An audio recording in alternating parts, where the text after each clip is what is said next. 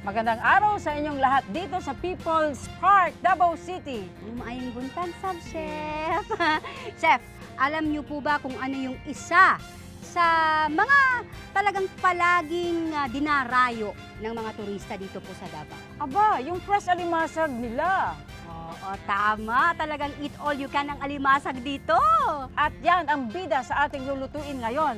Ang alimasag, sagata, at kamatis ala namnam. Yehey! Nako, mapapasarap na naman po tayo sa ating kainan ngayon.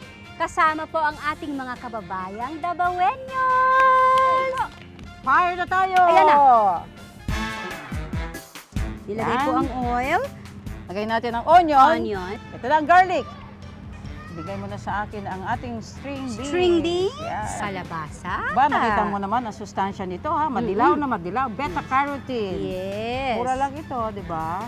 Okay, maganda po yan sa mata, ano po? Yes. Tapos sila ay And then, ating kukunin. Oh, you set it aside Okay. Para hindi malabog ang ating mga gulay, mamaya papakulo. Okay. Lalagay natin ang ating bagoong. May Ito yung bagoong sweet na. and bagoong. Okay? At para makuha natin ang amoy, kulay, at lasa ng lutuing ito, lalagyan ito ng 2 sachet namnam tomato.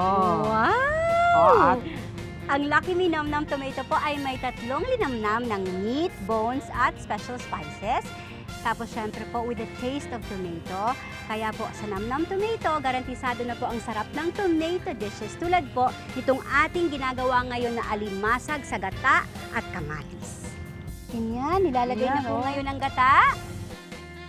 ilalagay na natin ang ating alimasag. Alimasag na. Yan. Ay, chef, ngayon. So, kung wala po kunyari na mahanap sila, yung ating mga mommy, yung ating mga misis po na magluluto, pwede po ba na kahit na anong klase po ng crab po ang gagamitin? Oo, pwede. Sari-sari, kahit lagyan pati ng shells. No? Kung anong available na merong sa inyo, na sa tingin ninyo, ay mura at makakapagbigay ng sustansya. Itong kataso, nakita nyo, ilalagay ko yan. Diba? Isinaling pa talaga. Alimasag na yun. alimasag.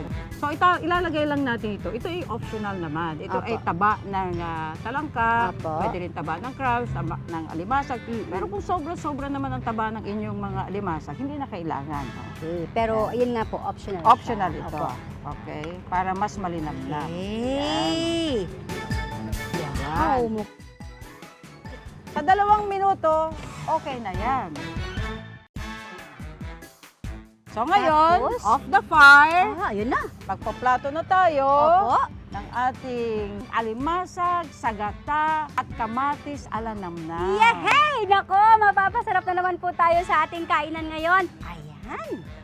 Oh, mga kababayang Davaoeños, alimasag, sagata, at kamatis ala namnam. Yehey!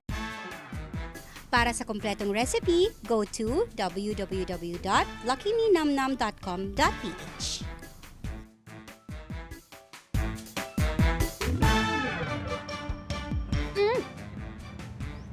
Oh, naku, hindi lang po masarap, napakalinamnam, chef, yung nabalot siya, nabalot yung lasa, tapos parang nagsiksikan lahat ng ingredients, pati yung lasa. Nilagyan natin ng namnam, lalo pong naglasang kamatis, at yung kulay, syempre, pag tinignan nyo po, appetizing siya, masarap siyang tingnan, pag inamoy, masarap, ang sarap.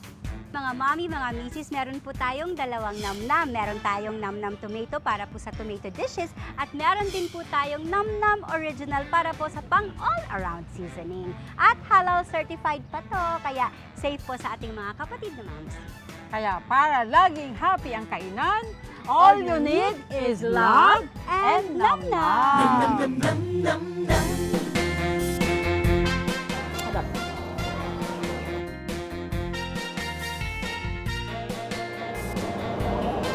Masarap. Malinamnam, lasang-lasang namnam. Masarap. Masarap.